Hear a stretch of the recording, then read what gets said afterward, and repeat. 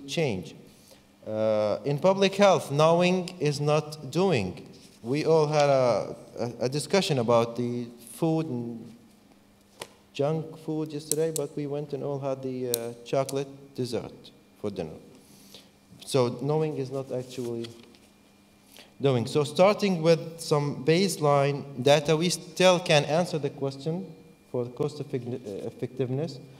We can tell who to target. We're going to go hit the community. We're going to hit the patients in hospitals.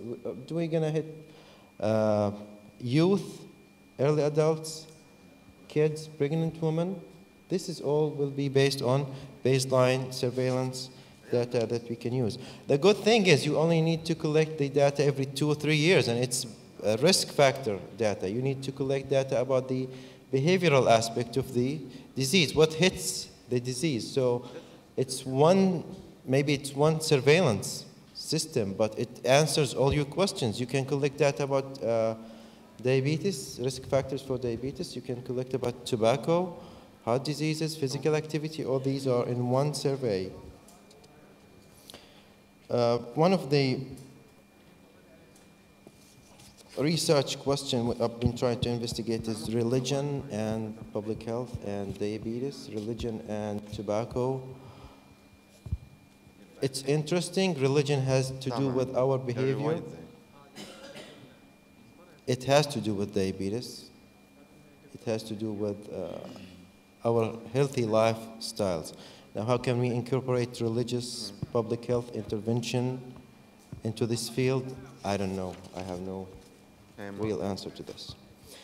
An experience in Jordan, just like anywhere else, we talk about policies, intervention, conferences.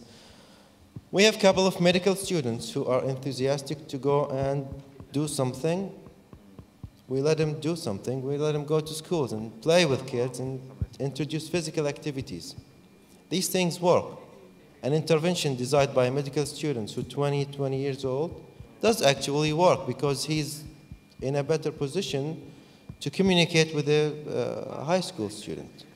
This could be the way to intervene. Just let medical students, let university students deal with their age groups.